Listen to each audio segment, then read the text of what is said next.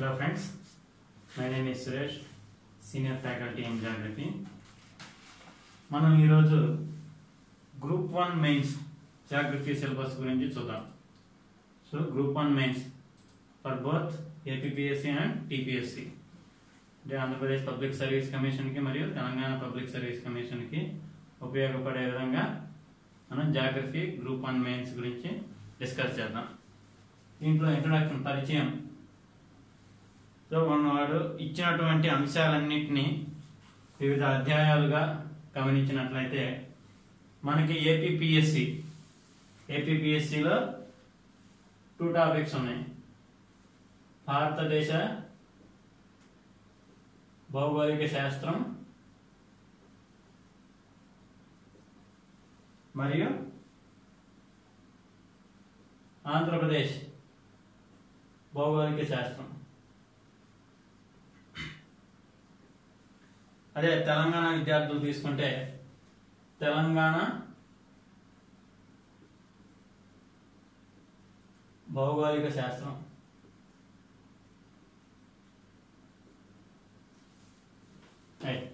మనం ఈరోజు ఈ మూడిటికి సంబంధించి మన భౌగోళిక శాస్త్రంలో ఉన్నటువంటి అంశాల గురించి డిస్కస్ చేద్దాం. ఫస్ట్ మనం భారతదేశం గురించి తీసుకున్నట్లయితే భారతదేశ భౌగోళిక శాస్త్రం మనకి సిలబస్లో ఇచ్చినటువంటి వివిధ అంశాలన్నింటినీ పరిగణలోకి తీసుకొని వాటన్నిటిని వివిధ రకాలైనటువంటి అధ్యాయాలుగా విభజించవచ్చు.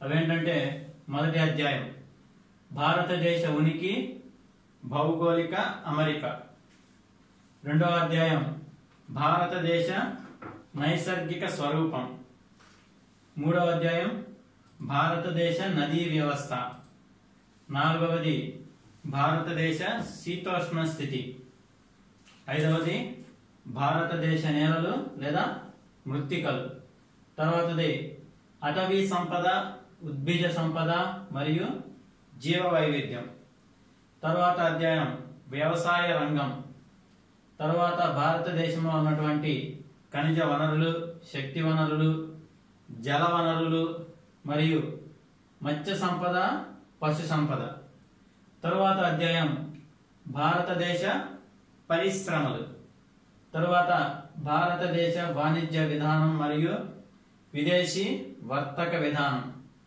తరువాత భారతదేశ జనాభా గురించి, చివరి అధ్యాయం భారతదేశం మరియు పట్టణీకరణ. రైట్. సో మొదటిగా మనం భారతదేశ ఉనికి మరియు భౌగోళిక అమరిక కనుక తీసుకున్నట్లయితే దీంట్లో ఏ అంశాలు ఉంటాయంటే వాడు ఎలా అడగచ్చు, భారతదేశాన్ని ఉపఖండం అని పిలవడానికి గల కారణాలు. సో భారతదేశాన్ని ఉపఖండం అని పిలవడానికి గల కారణాలు. అదేవిధంగా భారతదేశ భౌగోళిక ప్రాముఖ్యత, దాని ఉనికి పరంగా. అంటే మొదటి అంశం ఎలా అడగొచ్చంటే మొదటి ప్రశ్న భారతదేశ ఉనికి భౌగోళిక అమరిక నుంచి భారతదేశాన్ని ఉపఖండం అని పిలవడానికి గల కారణాలను వివరించండి. తర్వాత ప్రశ్న ఎలా అడగచ్చంటే భారతదేశ భౌగోళిక ప్రాముఖ్యతను దాని ఉనికి పరంగా వివరించండి. తరువాత భారతదేశం మరియు పాకిస్తాన్, భారతదేశం మరియు పాకిస్తాన్ దేశాల మధ్య సరిహద్దుకు సంబంధించి వివాదాస్పద ప్రాంతాలను పేర్కొంటూ దానికి గల కారణాలను వివరించండి. అంటే భారతదేశం పాకిస్తాన్ వివాదాస్పద ప్రాంతాలు మరియు కారణాలు. అదేవిధంగా భారతదేశం, చైనా, భారతదేశం చైనా మధ్య గల సరిహద్దుకు సంబంధించి వివాదాస్పద ప్రాంతాలు, వాటికి గల కారణాలు. తరువాత భారతదేశం మరియు బంగ్లాదేశ్. సో ఈ మూడిటికి సంబంధించి సరిహద్దుకు సంబంధించి వివాదాస్పద ప్రాంతాలు మరియు వాటికి గల కారణాలు వివరించండి అని అడగచ్చు. చివరిగా భారతదేశ భౌమ నిర్మాణాన్ని వివరించండి. భారతదేశ భౌమ నిర్మాణాన్ని వివరించండి. మనం మొదటి ప్రశ్న తీసుకున్నట్టే భారతదేశాన్ని ఉపఖండం అని పిలవడానికి గల కారణాలు. అసలు ఉపఖండం అంటే ఏంటి?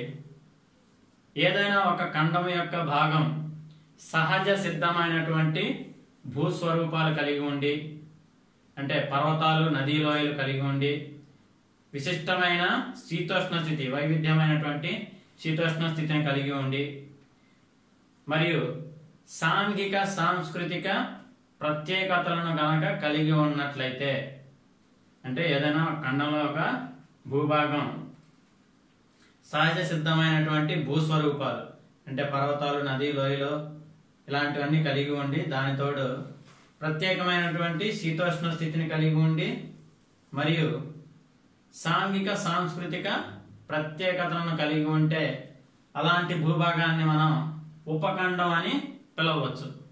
ఇప్పుడు మనం కనుక తీసుకున్నట్లయితే భారతదేశం మరియు దాని ఇరుగు పొరుగు దేశాలైనటువంటి పాకిస్తాన్, నేపాల్, భూటాన్, బంగ్లాదేశ్, శ్రీలంక, ఆదిస్, వీటన్నిటినీ కలిపి మనం ఉపఖండం, మాల్దీవులు, వీటిలో మాల్దీవులు కూడా కలిపి ఉపఖండం అని పిలవచ్చు. సో ఈ ప్రశ్నకు మనం ఏం చేస్తామంటే భారతదేశంలో ఉన్నటువంటి, భారతదేశ ఉపఖండంలో ఉన్నటువంటి వివిధ భూస్వరూపాలు మరియు ప్రత్యేక శీతోష్ణ స్థితి. మనకు తెలుసు మన భారతదేశంలో ఋతుపవన శీతోష్ణ స్థితి ఉంటుందని. అదేవిధంగా రకరకాలైనటువంటి జనాభా, దానికి తోడు వివిధ సాంస్కృతిక లక్షణాలు, వీటన్నిటిని కూడా ఇక్కడ వివరిస్తాం. తర్వాత తీసుకుంటే భారతదేశ భౌగోళిక ప్రాముఖ్యత, దాని ఉనికి పరంగా, అంటే ఇప్పుడు భారతదేశం ఉన్నటువంటి ప్రాంతంలో భారతదేశం ఉండటం వల్ల దానికి వచ్చేటువంటి లాభాలు ఏంటి, ప్రయోజనాలు. సో ఈ లాభాలు మనకి ఆర్థిక పరంగా, రక్షణ పరంగా మరియు టూరిజం పరంగా, అంటే పర్యాటక పరంగా, సహజ వనరుల పరంగా, వీటన్నిటి పరంగా కూడా మనం భారతదేశ భౌగోళిక ప్రాముఖ్యతను వివరించవచ్చు. తర్వాత భారతదేశం, పాకిస్తాన్ వివాదాస్పద ప్రాంతాలు మరియు కారణాలు. మనకు తెలుసు, సో స్వాతంత్రం వచ్చిన దగ్గర నుంచి మనకి పాకిస్తాన్కి కొంచెం వివాదాస్పద ప్రాంతాలు అనేటువంటివి ఉన్నాయి. ముఖ్యంగా వీటిలో సర్క్రీక్ ప్రాంతం, జమ్మూ కాశ్మీర్ ప్రాంతం మరియు సియాచిన్ ప్రాంతాలు. సో అసలు వాటికి గల కారణాలు ఏంటి, వాటన్నింటినీ కూడా మనం ఇక్కడ చూస్తాం. అదేవిధంగా భారతదేశం, చైనా, ఈ రెండు దేశాల మధ్య గల వివాదాస్పద ప్రాంతాలను, అదేవిధంగా భారతదేశం, బంగ్లాదేశ్ వివాదాస్పద ప్రాంతాలను మరియు కారణాల గురించి వివరించుకుంటాం.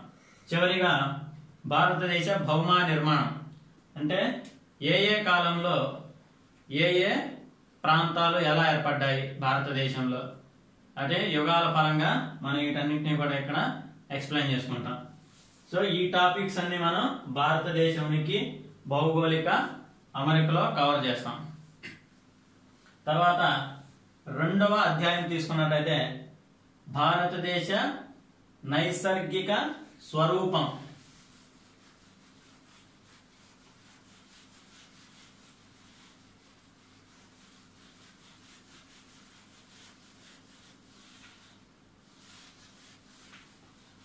భారతదేశ నైసర్గిక స్వరూపం. నైసర్గికంగా భారతదేశాన్ని 5 భాగాలుగా విభజించవచ్చు. సో నైసర్గికంగా భారతదేశాన్ని 5 భాగాలుగా వివరించవచ్చు. అవేంటి? హిమాలయాలు, గంగా, సింధు, బ్రహ్మపుత్ర మైదానాలు, మరియు ద్వీపకల్ప పీఠభూమి, తీర మైదానాలు మరియు ద్వీపాలు. సో వీటి నుంచి మనకి గ్రూప్ 1 మెయిన్స్ లో ఎలాంటి ప్రశ్నలు రావచ్చు అంటే ఈ అధ్యాయం నుంచి మనకి గ్రూప్ 1 మెయిన్స్ లో ఎలాంటి ప్రశ్నలు రావచ్చు అనేది చూస్తే, మొట్టమొదటిగా హిమాలయాల మీద ప్రశ్నలు రావచ్చు. హిమాలయ పర్వత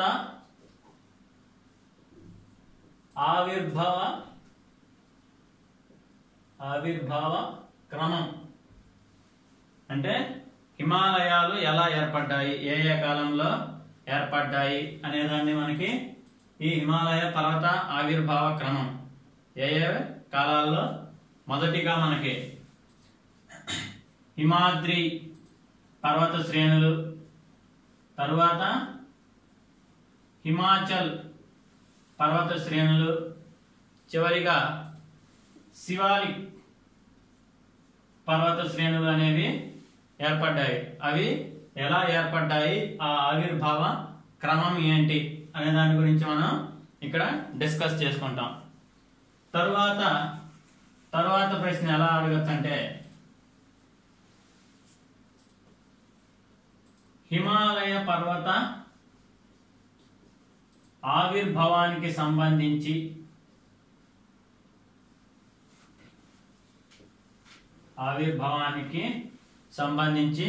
ముఖ్యమైన సిద్ధాంతాలు. సో మొదటిగా మనం హిమాలయ పర్వత ఆవిర్భావ క్రమం అంటే ఏ ఏ కాలాల్లో ఏ ఏ పర్వతాలు ఎప్పుడు ఏర్పడ్డాయి అనేది చూస్తాం. తర్వాత ప్రశ్న ఎలా అడగచ్చు అంటే, హిమాలయ పర్వత ఆవిర్భావానికి సంబంధించినటువంటి ముఖ్యమైన సిద్ధాంతాలు ఏంటో చూస్తాం. సో ముఖ్యమైన సిద్ధాంతాలు ఏంటి అంటే, భూ అభినీతి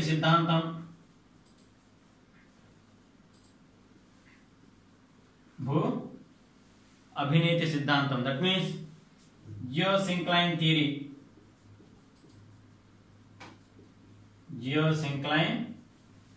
థియరీ. దీని తర్వాత మనకి ఫలక విరూపక సిద్ధాంతం,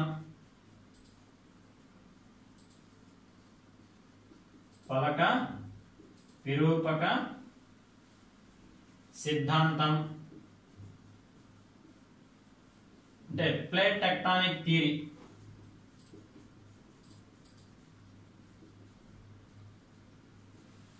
సో మొదటిగా భూ అవినీతి సిద్ధాంతం, ఫలక విరూపక సిద్ధాంతం మరియు ఖండ చలన సిద్ధాంతం.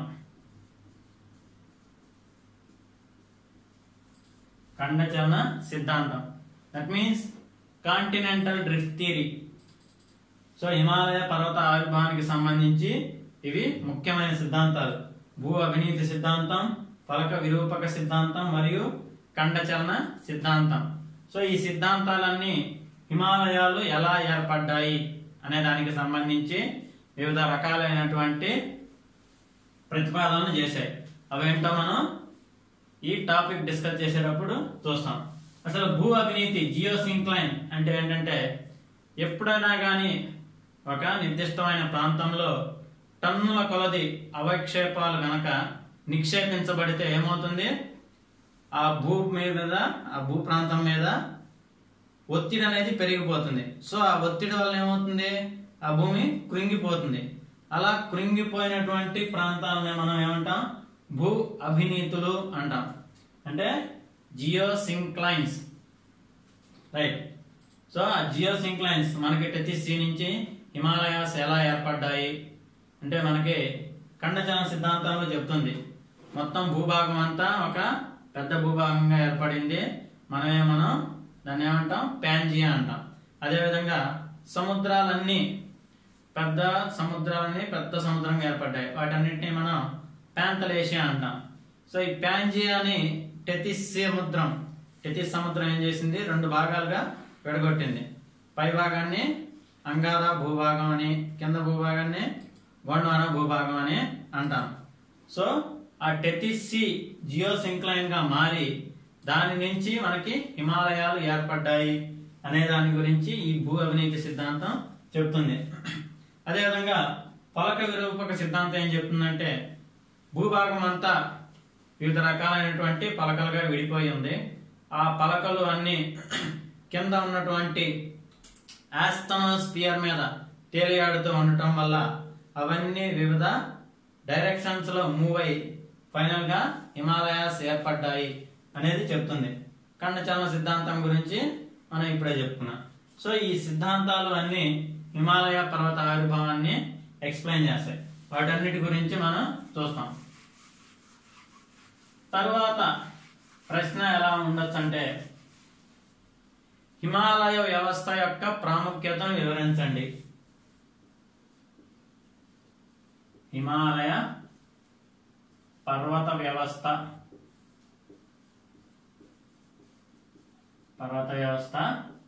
ప్రాముఖ్యత, importance of Himalayas in India. So Himalaya పర్వత వ్యవస్థ దాని యొక్క ప్రాముఖ్యత మనకు తెలుసు. హిమాలయాలు ఉండటం వల్లే మనకి భారతదేశంలో మాన్సూన్స్ అనేవి అంటే ఋతుపవనాలు అనేవి వస్తూ ఉంటాయి. సో రక్షణ పరంగా అవి సహజ సిద్ధమైనటువంటి గోడవలే నిలిచి వేరే దేశాల నుండి మన దేశాన్ని కాపాడుతూ వస్తున్నాయి. సో రక్షణ పరంగా, అదేవిధంగా శీతోష్ణ స్థితి పరంగా మరియు సహజ వనరులు ఖనిజ సంపద పరంగా కూడా ఎంతో ప్రాముఖ్యతను కలిగి ఉన్నాయి. అదేవిధంగా వ్యవసాయ రంగం మనకి ఈ హిమాలయ పర్వత వ్యవస్థ నుంచే హిమాలయ నదీ వ్యవస్థ వస్తూ ఉంది. సో ఈ హిమాలయ నదీ వ్యవస్థ సంవత్సరం మొత్తం పెరినియల్ రివర్స్ సంవత్సరం మొత్తం పారుతూ భారతదేశ భూభాగాన్ని సస్యశ్యామలం చేస్తున్నాయి. సో వ్యవసాయ పరంగా కూడా మనకి ఇంపార్టెన్స్ ఉంది. అదేవిధంగా జల విద్యుత్ని ప్రొడ్యూస్ చేయడంలో కూడా మనకి హిమాలయ పర్వతాలు అనేవి ఇంపార్టెంట్ రోల్ పోషిస్తున్నాయి. అదేవిధంగా టూరిజం, పర్యాటక రంగం కూడా మనకి హిమాలయాల్లో ఉన్నటువంటి లోయలు వాటన్నిటిని ఆ సీనరీస్ అన్నిటిని చూడటానికి వస్తున్నారు కాబట్టి పర్యాటక రంగ పరంగా కూడా ఎంతో ప్రాముఖ్యతను కలిగి ఉన్నాయి. సో ఈ విధంగా హిమాలయ పర్వత వ్యవస్థ మరియు దాని ప్రాముఖ్యత గురించి వివరిస్తాం. తర్వాత ప్రశ్న ఎలా ఉండొచ్చు అంటే ప్రస్తుతం ఉన్న ప్రదేశంలో హిమాలయాలు గనక లేనట్లయితే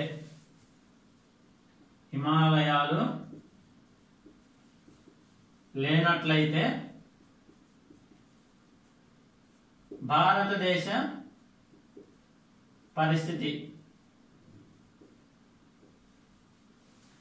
సో ప్రస్తుతం హిమాలయాలు ఉన్నటువంటి ప్రదేశంలో కనుక హిమాలయాలు లేకపోతే అప్పుడు భారతదేశంలో ఎలాంటి పరిస్థితి ఉండేది.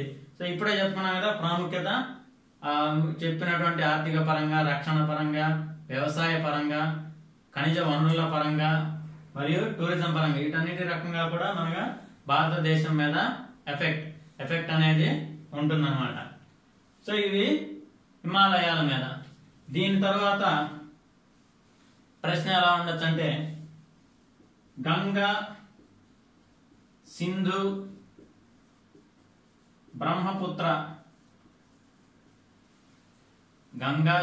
బ్రహ్మపుత్ర మైదానాల భౌతిక లక్షణాలు.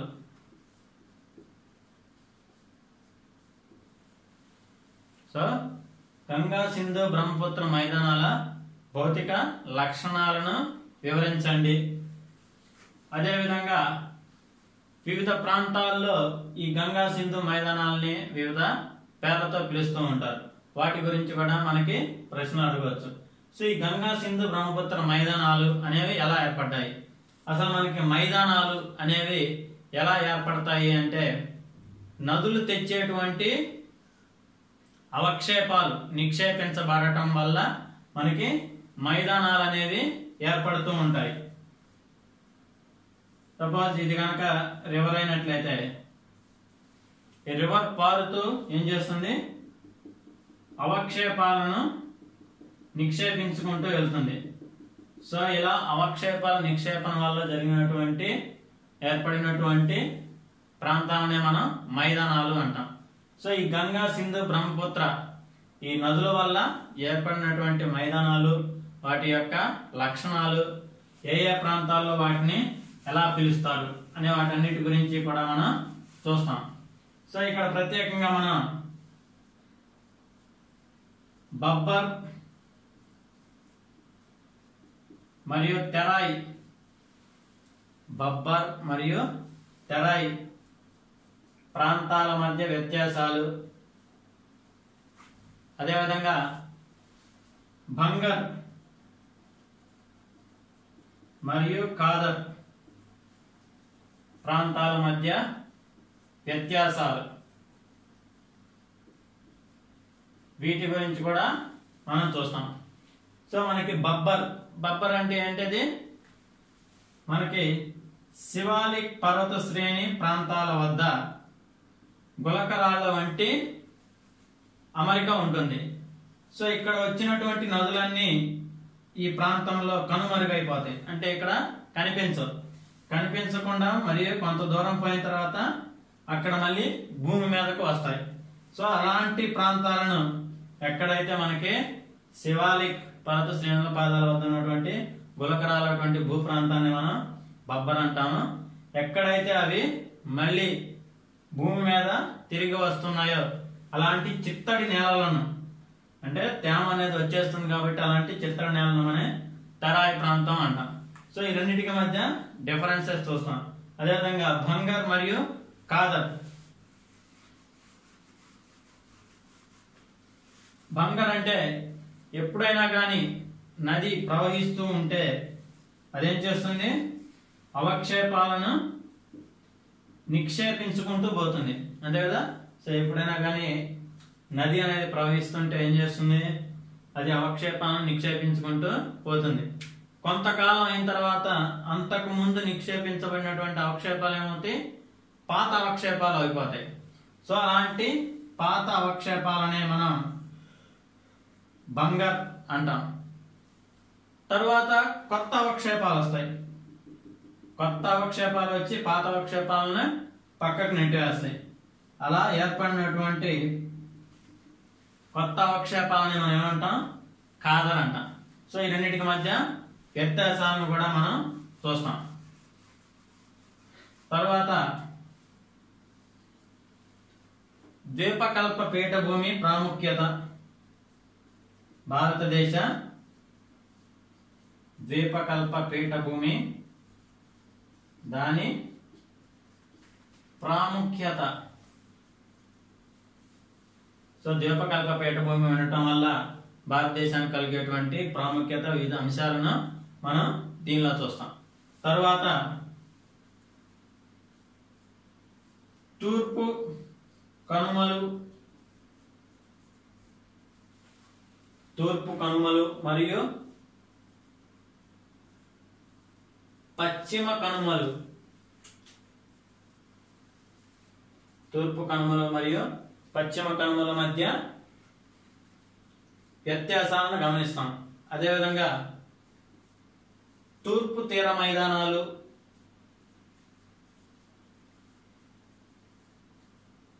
మరియు పశ్చిమ తీర మైదానాలు.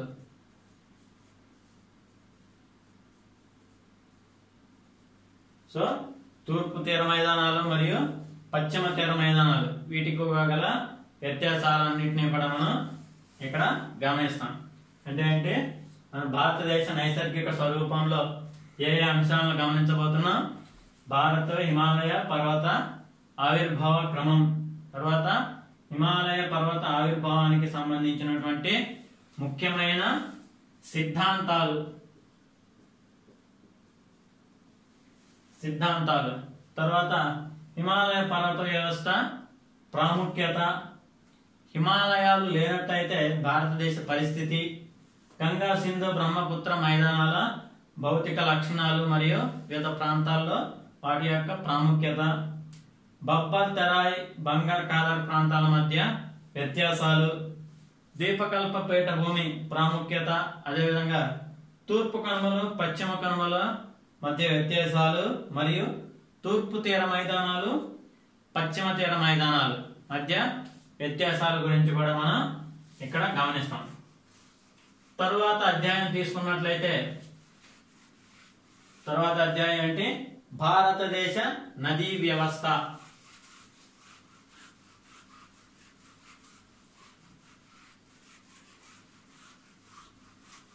భారతదేశ నదీ వ్యవస్థ. భారతదేశంలో ఉన్నటువంటి నదులన్నింటినీ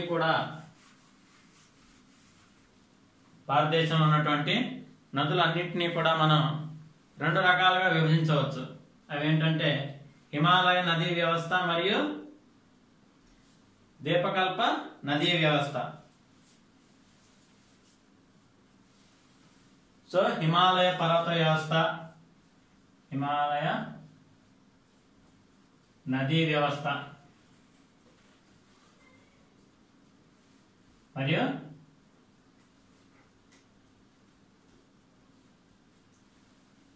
ద్వీపకల్ప నదీ వ్యవస్థ, పేరుభూమి నదీ వ్యవస్థ. Seasonal river system. So Himalayas are perennial river system, whereas in the peninsular river system, Dwepakalpa నదీ వ్యవస్థ.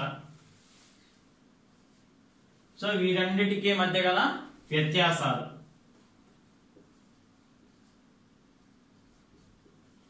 మనకి హిమాలయ నదీ వ్యవస్థ అనేది సంవత్సరం మొత్తం ఇక్కడ ఉన్నటువంటి నదీ వ్యవస్థ ఉన్నటువంటి నదులు అంటే గంగా, సింధు, బ్రహ్మపుత్ర ఈ నదులన్నింటినీ ఏంటి అవి సంవత్సరం మొత్తం పారుతూనే ఉంటాయి. అవి మరియు వాటి ట్రిబ్యూటరీస్. వేరే ఇక్కడ ద్వీపకల్ప నదీ వ్యవస్థ, ఇక్కడ వచ్చినటువంటి నదులు సీజనల్ రివర్స్ అంటే వర్షాకాలంలో మాత్రమే పారుతాయి. ఈ సంవత్సరం మొత్తం ఎందుకు పారుతున్నాయి అంటే అక్కడ ఉన్నటువంటి హిమానీ నదాలు అంటే glaciers, because of melting of the glaciers the Himalayan rivers flows throughout the year. That's why they are known as perennial rivers. అదే మనకి ద్వీపకల్ప నదీ వ్యవస్థ కృష్ణ, గోదావరి, కావేరి ఇవన్నీ ఏంటంటే వర్షపాతం వాటికి ఇంపార్టెంట్. వర్షం ఎక్కువ ఉంటే నదిలో వాటర్ ఎక్కువ ఉంటుంది, లేదంటే తగ్గిపోతుంది. అందుకే వీటిని సీజనల్ రివర్స్, ద్వీపకల్ప నదీ వ్యవస్థ. సో ఈ రెండింటికి మధ్య గల వ్యత్యాసాల గురించి మనం చూస్తాం ఈ అధ్యాయంలో. ఇదే ముఖ్యమైన అంశాలు. తర్వాత భారతదేశ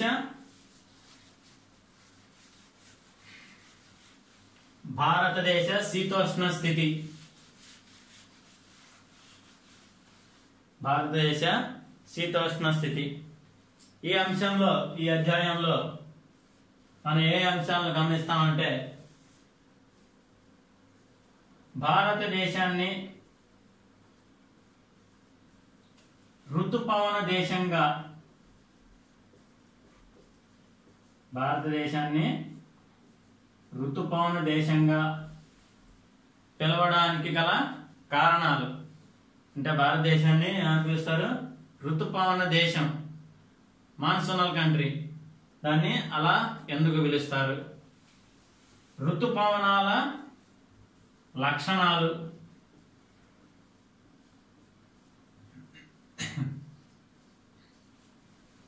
సో ఋతుపవనాల లక్షణాలు,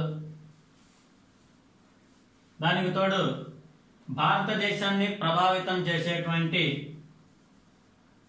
ఋతుపవనాల ఆవిర్భావాన్ని,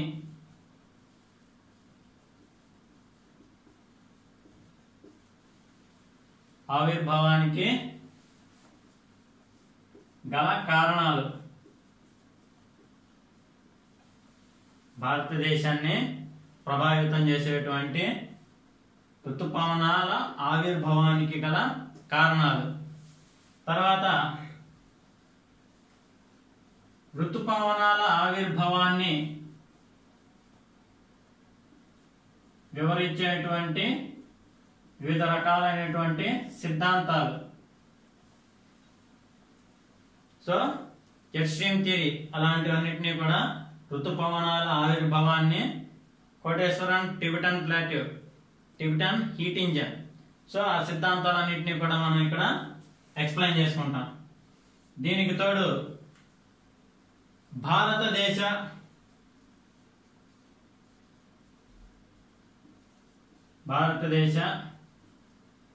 ఆర్థిక వ్యవస్థలో ఋతుపవనాల ప్రాముఖ్యత.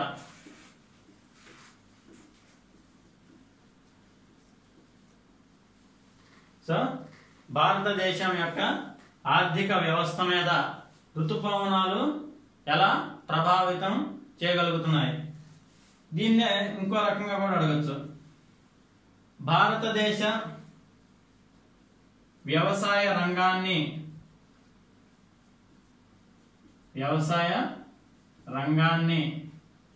ఋతుపవనాలతో ఆడేటువంటి జూదంగా పరిగణించవచ్చు. వివరించండి. అంటే భారతదేశ వ్యవసాయ రంగాన్ని ఋతుపవనాలతో ఆడేటువంటి జూదంగా. అంటే మనకి జూదం అంటే తెలుసు, ఎప్పుడేం జరుగుతుందో తెలియదు.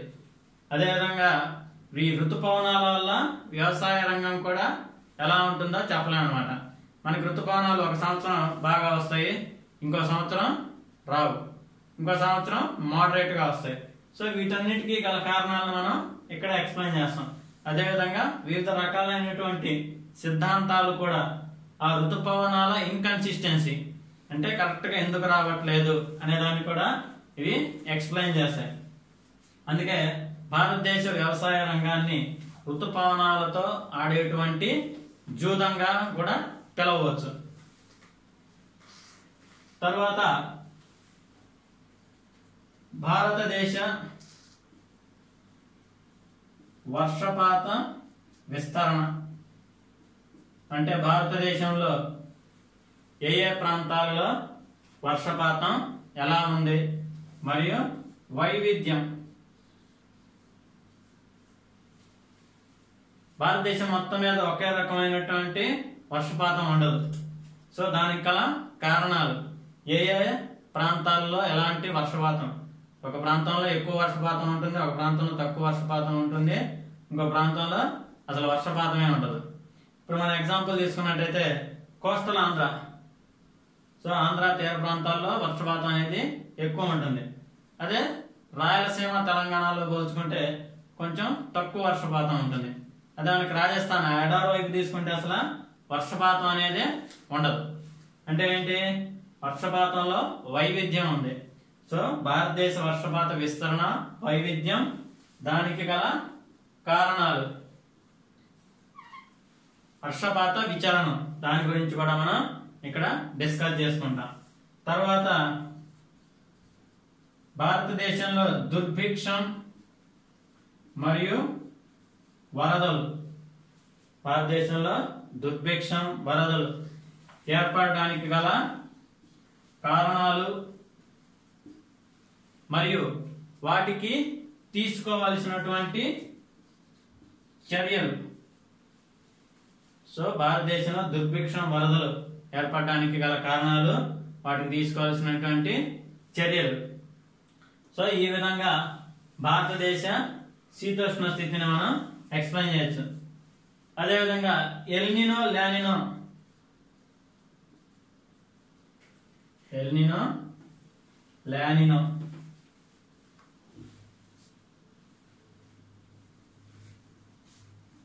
లానినో అంశాల గురించి కూడా మనం తెలుసుకుంటాం.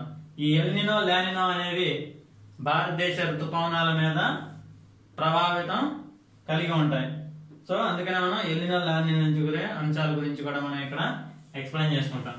సో భారతదేశ శీతోష్ణ స్థితి అధ్యాయంలో మనం ముఖ్యంగా ఏమేమి గమనిస్తామంటే, భారతదేశాన్ని ఋతుపవన దేశంగా పిలవడానికి గల కారణాలు, ఋతుపవనాలు మరియు వాటి యొక్క లక్షణాలు, ఋతుపవనాల ఆవిర్భావానికి గల కారణాలు, ఋతుపవనాల ఆవిర్భావాన్ని వివరించేటువంటి వివిధ రకాలైనటువంటి ముఖ్యమైన సిద్ధాంతాలు, భారతదేశ ఆర్థిక వ్యవస్థ మీద ఋతుపవనాల ప్రభావం లేదా భారతదేశ వ్యవసాయ రంగాన్ని ఋతుపవనాలతో ఆడేటువంటి జూదంగా పరిగణించవచ్చు, వివరించండి.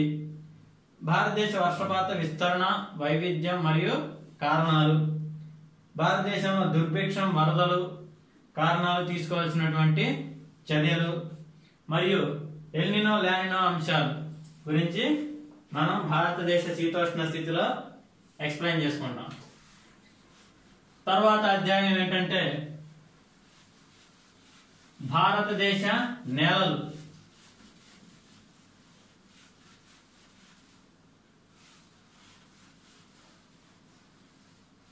భారతదేశ నేలలు లేదా మృత్తికలు.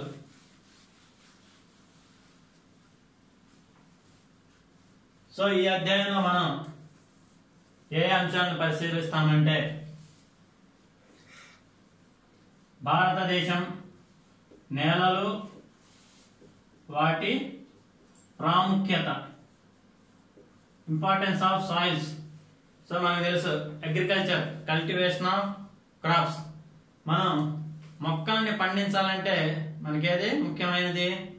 నేల. అక్కడ నేల అనేది సారవంతమైనది అయితే మనకి పంట అనేది ఎక్కువ పండుతుంది. నేల అనేది సారవంతంగా లేకపోతే ఏమవుతుంది? పంటలు అనేవి సరిగా పండవు. సో పంటలు సరిగా లేకపోతే అసలు మానవ మనుగడే లేదు. అది వాటి యొక్క ప్రాముఖ్యత గురించి ఇక్కడ చూస్తాం.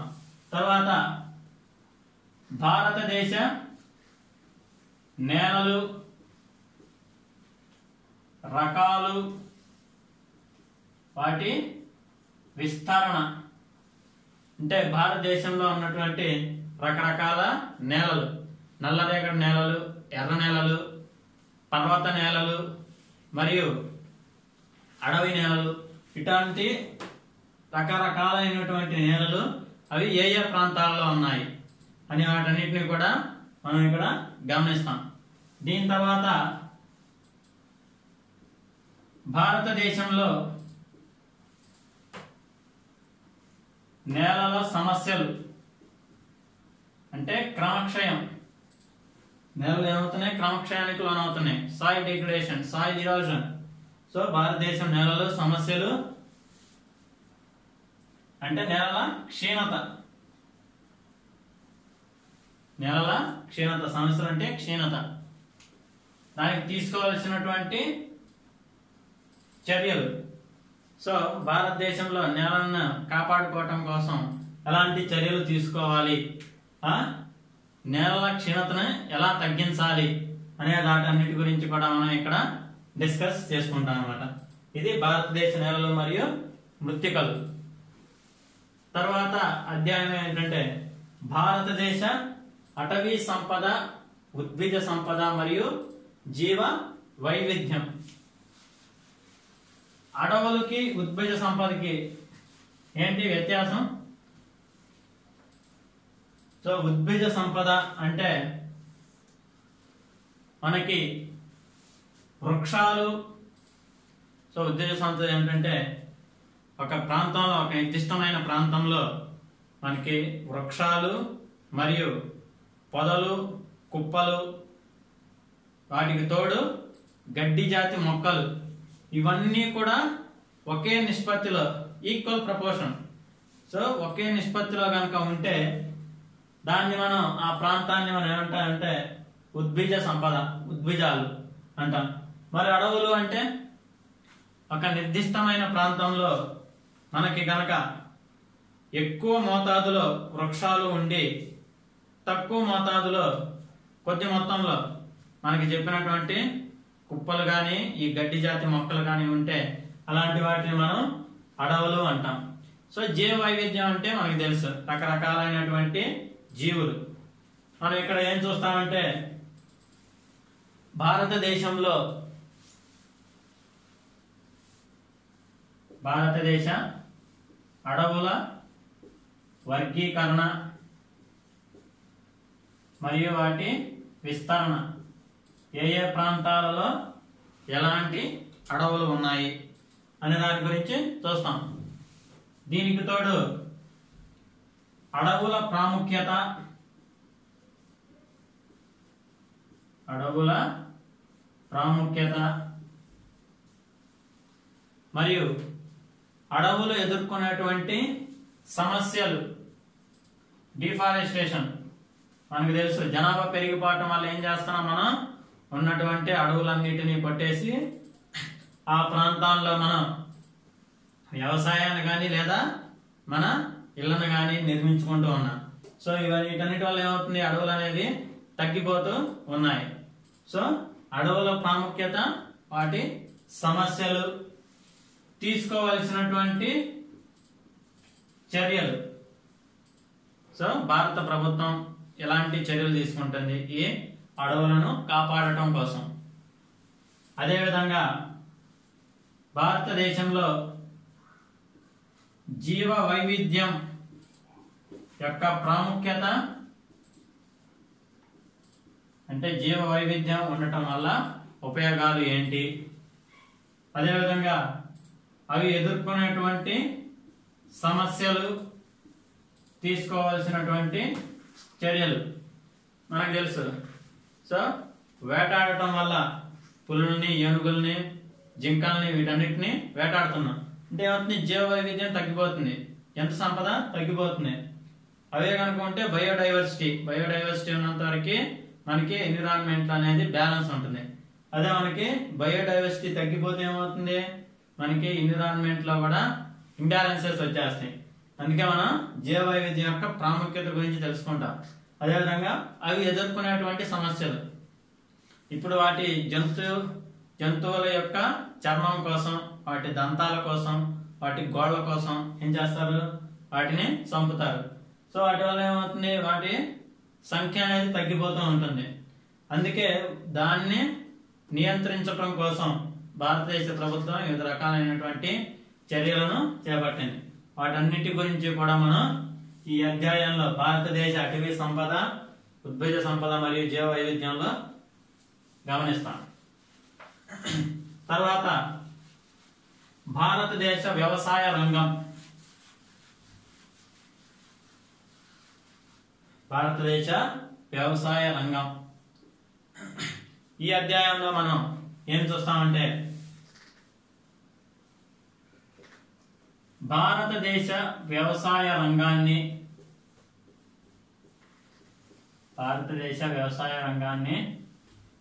భారతదేశ ఆర్థిక వ్యవస్థకి వెన్నుముక వంటిది అని పిలవడానికి గల కారణాలు. మన భారతదేశ వ్యవసాయ రంగాన్ని భారత ఆర్థిక వ్యవస్థకి వెన్నుముక వంటిది అని పిలుస్తారు. ఎందుకంటే ఎక్కువ జనాభా అంతా వ్యవసాయ రంగం మీద ఆధారపడి ఉన్నారు. జీడిపికి కూడా కంట్రిబ్యూట్ చేస్తుంది కాబట్టి అది ఒక వెన్నుముక వంటిది అని పిలవచ్చు. వాటికి గల కారణాలన్నింటినీ కూడా మనం ఇక్కడ డిస్కస్ చేస్తాం. అదేవిధంగా భారతదేశ వ్యవసాయ రంగం మరియు లక్షణాలు. వ్యవసాయ రంగం లక్షణాలు. సో భారతదేశంలో ఉన్నటువంటి వ్యవసాయ రంగంలో దాని యొక్క లక్షణాలు మనకు తెలుసు. భారతదేశంలో భూమి అనేది చాలా తక్కువగా ఉంటుంది, టెక్నాలజీ కూడా తక్కువ వాడతాము, లేబర్ అనేది ఎక్కువ ఉంటుంది. అంటే ప్రజలే వచ్చి చేస్తూ ఉంటారు కల్టివేషన్. మనకి అదే వెస్ట్రన్ కంట్రీస్ లో తీసుకుంటే మెకనైజ్డ్ అగ్రికల్చర్, అంటే మిషన్స్ తోనే అగ్రికల్చర్ చేస్తారు. ఇప్పుడిప్పుడే కొంచెం భారత వ్యవసాయ రంగంలో కూడా మిషన్స్ యంత్రాంగాన్ని వాడటాన్ని పెంచుతున్నారు. సో ఆ లక్షణాలన్నింటినీ కూడా మనం ఇక్కడ చూస్తాం. అదేవిధంగా భారతదేశ ముఖ్యమైన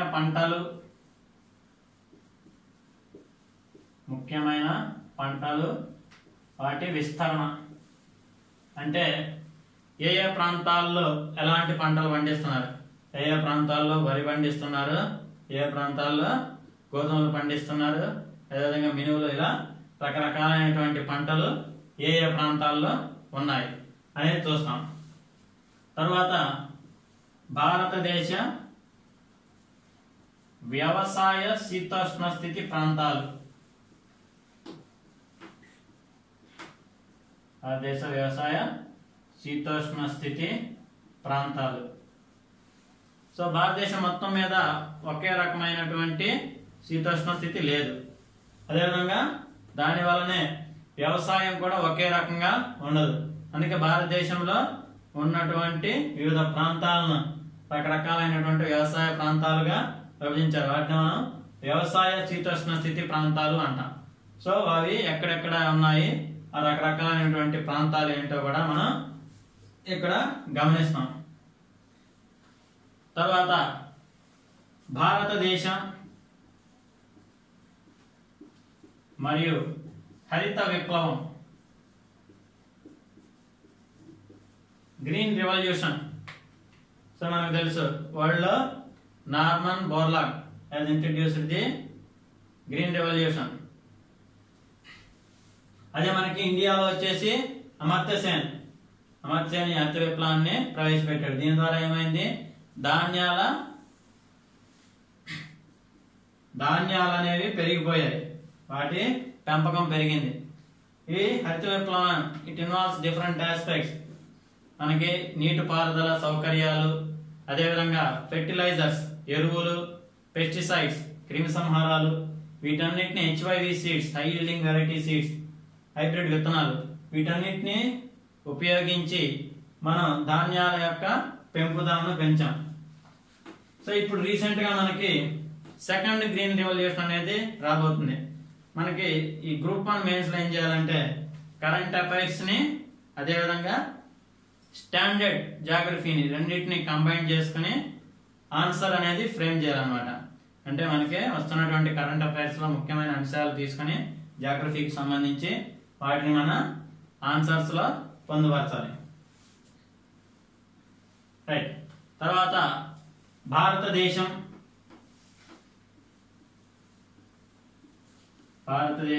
వ్యవసాయ రంగం ఎదుర్కొనేటువంటి సమస్యలు, తీసుకోవాల్సినటువంటి చర్యలు. సో భారతదేశ వ్యవసాయ రంగంలో ఉన్నటువంటి సమస్యలు, తీసుకోవాల్సినటువంటి చర్యలు. తర్వాత భారతదేశంలో నీటిపారుదల వ్యవస్థ,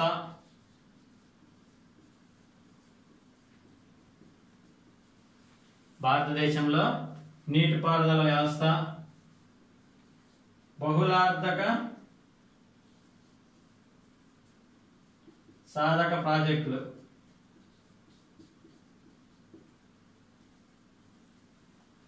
ఆయకట్టు అభివృద్ధి కార్యక్రమాలు,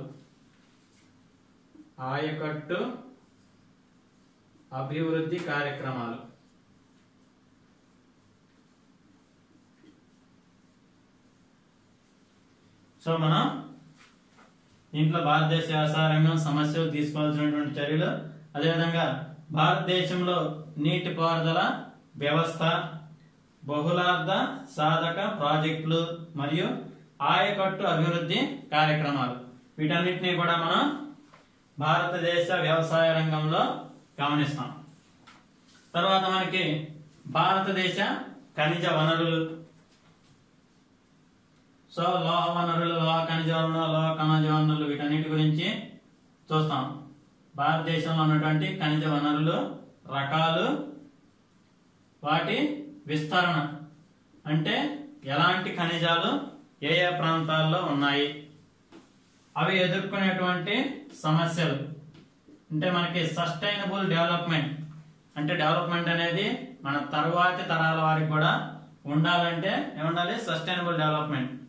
సో అది ఉండాలంటే మనం ఖనిజ వనరులని, శక్తి వనరులని జాగ్రత్తగా ఉపయోగించుకోవాలి. ఇక్కడ సమస్యల్లో దాని గురించి మనం డిస్కస్ చేసుకుంటాం. అదేవిధంగా ఖనిజోగ్రహణ, అంటే ఖనిజాలను సంగ్రహణ చేయటం వల్ల పర్యావరణం మీద ఉన్నటువంటి ప్రభావం, పర్యావరణ ప్రభావాలు. అంటే ఖనిజాలు మనం కంటిన్యూస్ గా తీసేస్తూ ఉంటే అది పర్యావరణం మీద ఎఫెక్ట్ చూపిస్తుంది. It has its own impact on the environment due to the continuous exploitation of the mineral resources. So మనం ఆ పాయింట్ ని కూడా ఇక్కడ చూస్తాం. అదే విధంగా శక్తి వనరులు. సో శక్తి వనరులు అంటే మనకి ఏ వనరుల నుంచి అయితే శక్తి అనేది లభిస్తుందో, అంటే ముడి చమురు, సహజ వాయువు, బొగ్గు, ఇవన్నీ కూడా ఏంటి, శక్తి వనరులు అన్నమాట. సో సాంప్రదాయేతర, సాంప్రదాయ శక్తి వనరులు. ఇక్కడ కూడా మనం ఆ శక్తి వనరులు ఎక్కడెక్కడ విస్తరించి ఉన్నాయి, వాటి విస్తరణ, సమస్యలు. మనకి శక్తి వనరులు అనేవి తగ్గిపోతూ ఉన్నాయి. సో ఈ శక్తి వనరుల కొరతను అధిగమించడానికి ప్రభుత్వం ఎలాంటి చర్యలు తీసుకుంటుంది? సో వీటి యొక్క విస్తరణ, సమస్యలు అధిగమించడానికి తీసుకోవాల్సినటువంటి చర్యలు. రైట్. సో ఖనిజ వనరులు వచ్చేసి మనం రకాలు, వాటి విస్తరణ, సమస్యలు. ఖనిజ గ్రహణం వల్ల పర్యావరణం మీద ఉన్నటువంటి ప్రభావాలను డిస్కస్ చేస్తాం. అదేవిధంగా శక్తి వనరులు సంప్రదాయ శక్తి వనరులు, సంప్రదాయేతర శక్తి వనరులు, వాటి యొక్క విస్తరణ, సమస్యలు, వాటిని అధిగమించడానికి ప్రభుత్వం తీసుకున్నటువంటి చర్యలు, వీటన్నిటి గురించి కూడా మనం డిస్కస్ చేసుకుంటాం. తరువాత అధ్యాయం వస్తే భారతదేశ జల వనరులు. సో భారతదేశ జల వనరులు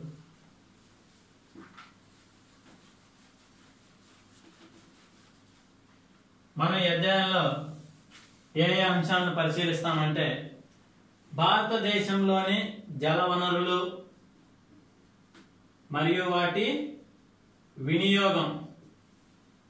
భారతదేశంలోని జల వనరులు, వాటి వినియోగం, ఎదుర్కొనేటువంటి సమస్యలు, ప్రాబ్లమ్స్. దానికి తోడు అంతర్రాష్ట్రాల జల వివాదాలకు గల కారణాలు. రైట్. సో రివర్ వాటర్ కోసం రాష్ట్రాలు అనేవి వివాదాలకు లోనవుతున్నాయి. మనకి అవన్నీ మన న్యూస్ పేపర్లో చూస్తూ ఉంటాం. Conflicts between the states regarding the river water disputes. అదేవిధంగా అంతర్రాష్ట్రాల జల వివాదాల పరిష్కరణకు ఏర్పడినటువంటి వివిధ రకాలైనటువంటి ట్రిబ్యునల్స్. ఇప్పటి వరకు ఏ ట్రిబ్యునల్స్, ఏ రివర్స్ మీద, ఏ స్టేట్స్ మధ్య ట్రిబ్యునల్స్ నే ఏర్పరిచారు, వాటి యొక్క జడ్జిమెంట్, వాటి గురించి కూడా చూస్తాం. అదేవిధంగా కృష్ణా జలాలకు సంబంధించి తెలంగాణ మరియు ఆంధ్రప్రదేశ్ రాష్ట్రాల మధ్య గల వివాదాలను గమనిస్తాం. అదేవిధంగా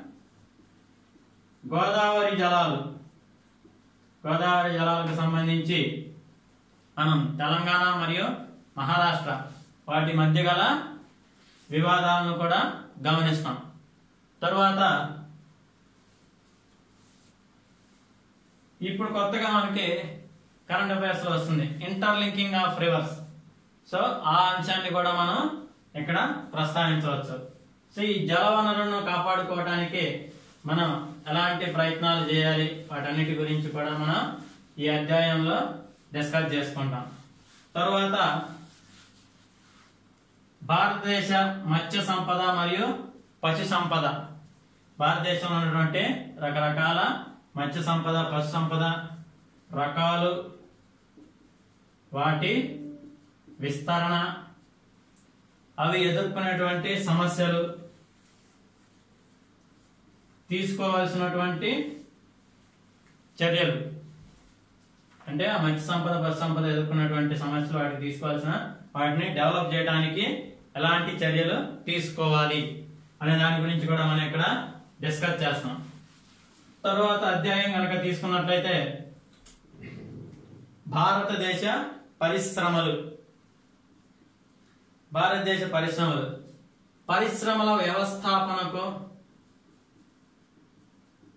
పరిశ్రమల వ్యవస్థాపనను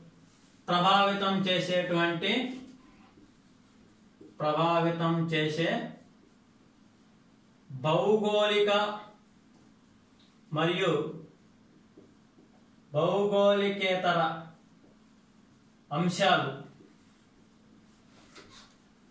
సో భారతదేశంలో ఉన్నటువంటి పరిశ్రమలు, వాటి వ్యవస్థాపనను, అంటే establishment of industries, the factors influencing the establishment of industry అనే వాటి గురించి మనం ఇక్కడ గమనిస్తాం. తరువాత భారతదేశంలో ఉన్నటువంటి ముఖ్యమైన పరిశ్రమలు ఏంటి? సో మొదటి అంశం వచ్చేసి వ్యవస్థాపన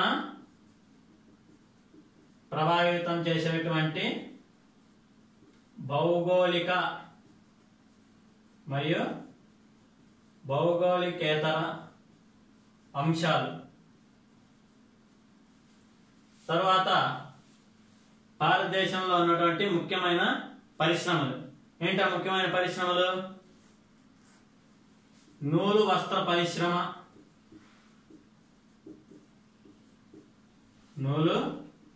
పరిశ్రమ, దాని తరువాత చక్కెర పరిశ్రమ, cotton industry. This is cotton industry. తర్వాత చక్కెర పరిశ్రమ, దట్ మీన్స్ షుగర్ ఇండస్ట్రీ. అదేవిధంగా ఇనుము ఉక్కు పరిశ్రమ,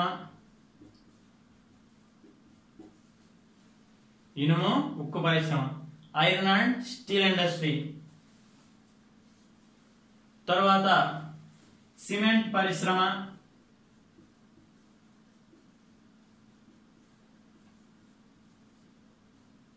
ఆటోమొబైల్ పరిశ్రమ,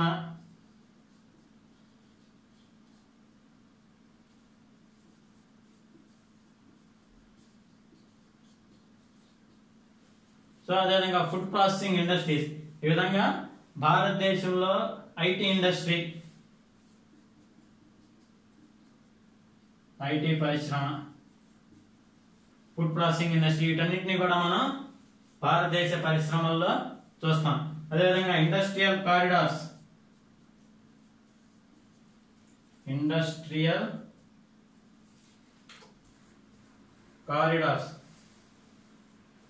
పారిశ్రామిక నావడాలు,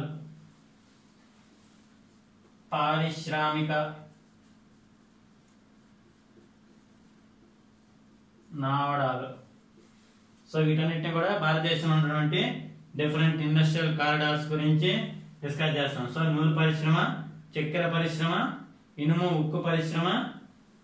సో ఈ పరిశ్రమలను ప్రభావితం చేసేటువంటి అంశాలు, ఆ పరిశ్రమలు ఏ ఏ ప్రాంతాలలో ఉన్నాయి, వీటన్నిటి గురించి కూడా మనం చూస్తాం. ఇనుము ఉక్కు పరిశ్రమ, సిమెంట్ పరిశ్రమ, ఆటోమొబైల్ పరిశ్రమ, ఐటీ పరిశ్రమ మరియు చివరిగా ఇండస్ట్రియల్ కారిడార్స్, పారిశ్రామిక నావడాల గురించి కూడా మనం చూస్తాం. ఎక్స్క్లూజివ్ ఎకనామిక్ జోన్స్, వాటి గురించి కూడా ఇక్కడ మనం డిస్కస్ చేస్తాం. తర్వాత భారతదేశ వాణిజ్య విధానం, విదేశీ వర్తక విధానం. సో ఈ అధ్యాయంలో మనం ఏమేమి చూస్తామంటే change in trends of India's trade, భారతదేశ వాణిజ్య విధానంలో ఏర్పడుతున్న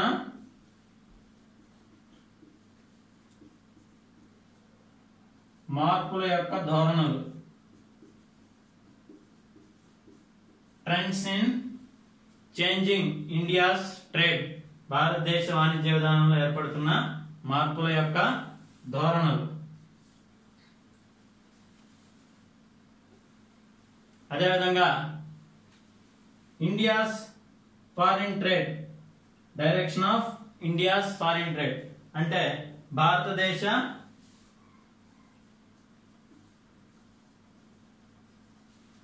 విదేశీ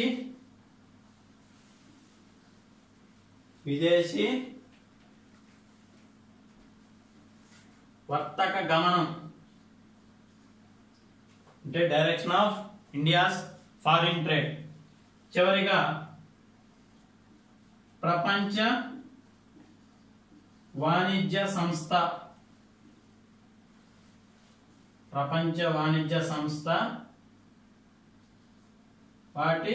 దాని నేపథ్యం, దట్ మీన్స్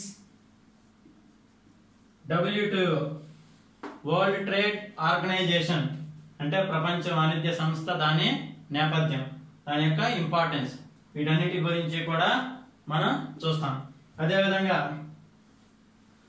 హిందూ మహాసముద్రంలో భారతదేశం యొక్క ఉనికి ప్రాముఖ్యత. హిందూ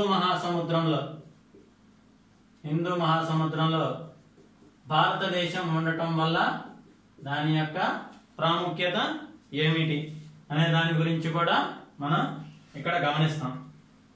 తర్వాత అధ్యాయం తీసుకున్నట్లయితే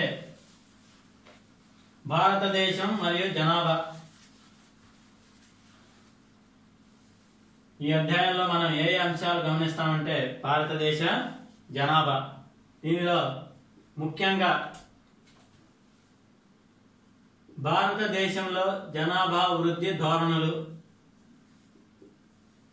అంటే భారతదేశంలో జనాభా పెరుగుతుందా తగ్గుతుందా అనే దాని గురించి, మరియు భారతదేశంలో జనాభా విస్తరణ, అంటే ఏ ఏ ప్రాంతాల్లో ఎక్కువ జనాభా ఉంది, ఏ ఏ ప్రాంతాల్లో తక్కువ జనాభా ఉంది, వాటికి గల కారణాలు. ఇప్పుడు మనం తీసుకుంటే తీర ప్రాంత మైదానాల్లో ఎక్కువ జనాభా ఉంటుంది. అదేవిధంగా నదీ లోయల్లో కూడా ఎక్కువ జనాభా ఉంటుంది, ఎందుకంటే వాటర్ ఫెసిలిటీ ఉంటుంది కాబట్టి. అదేవిధంగా అక్కడ వ్యవసాయం కూడా ఎక్కువ డెవలప్ అయి ఉంటుంది.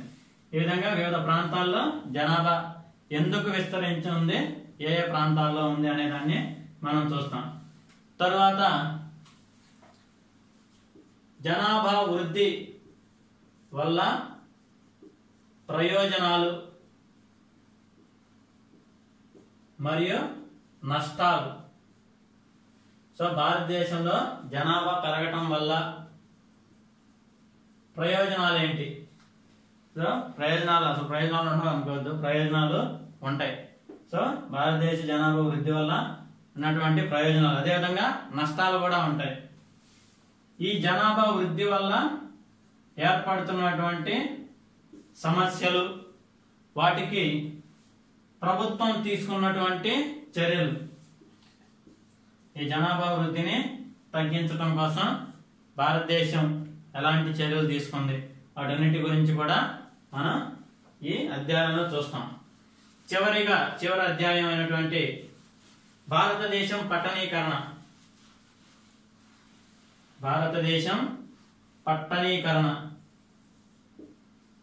ఈ అధ్యాయంలో మనం ఏం చూస్తామంటే భారతదేశ పట్టణీకరణ చారిత్రక నేపథ్యం.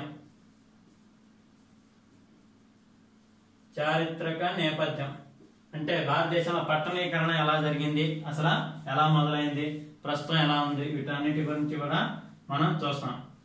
అదేవిధంగా భారతదేశంలో పట్టణీకరణ యొక్క ముఖ్యమైన లక్షణాలు. సో భారతదేశంలో పట్టణీకరణ యొక్క ముఖ్యమైన లక్షణాలు, అదేవిధంగా పట్టణీకరణ వల్ల ఏర్పడుతున్నటువంటి సమస్యలు, తీసుకోవలసిన చర్యలు.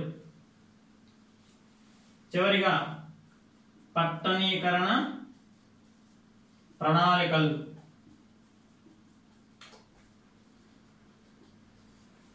సో వీటన్నిటి గురించి కూడా మనం ఈ అధ్యాయంలో చూస్తాం. సో ఇండియన్ జాగ్రఫీలో ఈ అంశాలన్నీ, అధ్యాయాలన్నీ ఉంటాయి. అదేవిధంగా మనం ఆంధ్ర జాగ్రఫీ తీసుకుంటే వీటి గురించే. సో ఆంధ్రప్రదేశ్ యొక్క ఉనికి, దాని యొక్క అమరిక, ఆంధ్రప్రదేశ్ నైసర్గిక స్వరూపం, ఆంధ్రప్రదేశ్ నదీ వ్యవస్థ, ఆంధ్రప్రదేశ్ శీతోష్ణ స్థితి, నేలలు, అటవీ సంపద, వ్యవసాయ రంగం, ఖనిజ వనరులు, ఇవన్నీ కూడా ఆంధ్రప్రదేశ్లో కూడా చూస్తాం. అదేవిధంగా తెలంగాణలో కూడా తెలంగాణ ఉనికి, భౌగోళిక అమరిక, ఎప్పుడు ఏర్పడింది, వాటికి ఉన్నటువంటి నేపథ్యం, తర్వాత తెలంగాణ నైసర్గిక స్వరూపం, తెలంగాణ నదీ వ్యవస్థ, శీతోష్ణ స్థితి, నేలలు, విధంగా ఈ అధ్యాయాలన్నింటినీ కూడా మనం ఆంధ్ర జాగ్రఫీలో మరియు తెలంగాణ జాగ్రఫీలో కూడా చదువుకుంటాం. So this is introduction. Thank you.